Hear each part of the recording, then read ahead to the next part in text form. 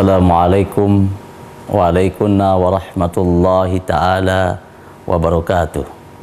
Bismillahirrahmanirrahim. Alhamdulillahillazi farada siyam lil mu'minin. Ashhadu an la ilaha illallah iyyahu na'budu wa iyyahu nasta'in.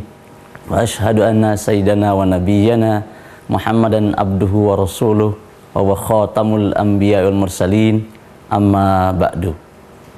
Para pemirsa TV 9 yang saya hormati, pertama-tama marilah kita panjatkan puja-puji syukur Allah Subhanahu wa Ta'ala yang telah melimpahkan taufik serta hidayahnya kepada kita sehingga kita masih diberi kesehatan, diberi kekuatan untuk melaksanakan ibadah puasa di tahun ini. Itu merupakan salah satu nikmat yang paling besar yang diberikan oleh Allah kepada kita, di mana banyak orang-orang yang tidak bisa melakukan amal ibadah puasa ini karena sesuatu dan lain hal. Bisa juga karena uzur syar'i, juga karena uzur sababi. Oleh sebab itu patut kita syukuri bahwa kita termasuk orang yang beruntung. Keberuntungan ini dan nikmat ini wajib kita syukuri. La in syakartum la azidannakum wa la in kafartum inna azabi lasyadid. Maka syukurilah nikmat-nikmat Allah itu dengan menjalankan semua perintah-perintahnya, dengan melaksanakan ibadah puasa sesuai dengan ketentuan-ketentuan yang ada di dalam Al-Quran, yang ada dalam hadis maupun dalam ijtihad ulama. Hadirin para pemirsa yang dirahmati oleh Allah Subhanahu wa Ta'ala, tema kita pada kesempatan ini adalah puasa dan problematikanya. Seperti yang kita ketahui bahwa permasalahan puasa memang tidak pernah kering untuk digali, tidak pernah sepi untuk dibicarakan. Banyak sekali kitab-kitab yang telah diterbitkan, yang telah dihasilkan oleh para ulama untuk membicarakan puasa. Disinilah keunikan, disinilah kelebihan, disinilah keistimewaan dari puasa itu. Dari prosesnya, dari pengantarnya puasa sudah menimbulkan permasalahan. Kapan kita akan mulai puasa, kapan bulan Ramadan akan dimulai tiap tahun, itu menjadi perdebatan, menjadi permasalahan, menjadi melahirkan karya-karya besar yang berpendapat atau yang berpedoman pada hisab, melahirkan karya-karya di bidang hisab yang berpedoman pada ru'yah atau melihat bulan, banyak melahirkan karya-karya di bidang itu. Nah, tetapi yang perlu kita pahami bahwa walaupun ada yang menggunakan hisab, kemudian ada yang menggunakan ru'yah di dalam penentuan amal ibadah puasa ini, tidak perlu kita pertentangkan bahwa perbedaan di antara umat adalah rahmah. Ikhtilafu ummati rahmah. Jadi itulah permasalahan pertama yang timbul ketika akan puasa. Di sini diuji kebesaran hati kita, diuji pengetahuan kita, diuji wawasan kita. Apakah kita akan larut dalam perbedaan itu dengan tidak meninggalkan, dengan tidak berpuasa, atau kita akan melepaskan diri dari perbedaan itu, kemudian kita berpuasa sesuai dengan ketentuan-ketentuan yang ada. Memang benar, sumu li ru'yati wa aftiru li ru'yati. Jadi lihatlah, berpuasalah kalau engkau melihat bulan. Begitu juga berbukalah kalau kalian melihat bulan. Jadi itu ada hadisnya. Nah, kalau terjadi perbedaan, kita serahkan kepada ahlinya, kita serahkan kepada pemerintah. Karena hukmul hakim ilzamun liyurfa'al khilaf. Keputusan pemerintah, keputusan hakim di dalam suatu permasalahan bisa akan menyelesaikan perbedaan. Kita dituntut juga untuk atiullah wa atiur rasul wa ulil amri minkum, mentaati Allah, taati Rasul dan ulil amri, selama tidak mengajak kita kepada kemaksiatan. Hikmah adanya perbedaan itu adalah kita diuji kedewasaan kita dalam beriman, di dalam bertakwa, di dalam menerima ajaran-ajaran Islam. Itu problem yang pertama. Yang kedua adalah dalam penyelenggaraannya. Walaupun Di dalam Al-Quran dijelaskan kutiba alaikumussyam kama kutiba alal ladzina min qablikum la'allakum tattaqun.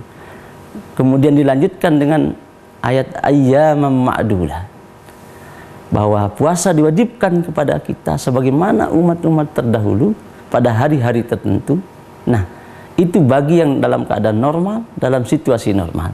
Tetapi keluasan dan kemaslahatan dalam hukum Islam itu sangat besar, sehingga ada sebab-sebab orang yang mukmin itu untuk tidak berpuasa.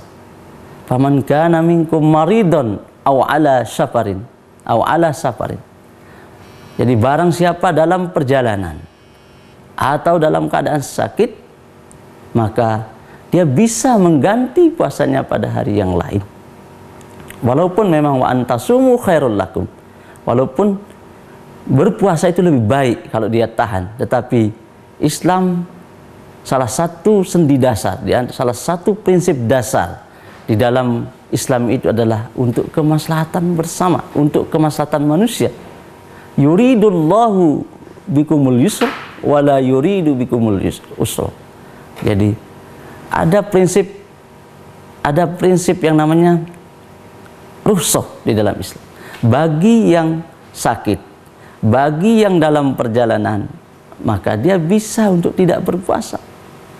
Dan puasa yang dia tinggalkan, puasa yang tidak dia bisa lakukan pada tahun itu, bisa dia ganti pada hari-hari setelah puasa.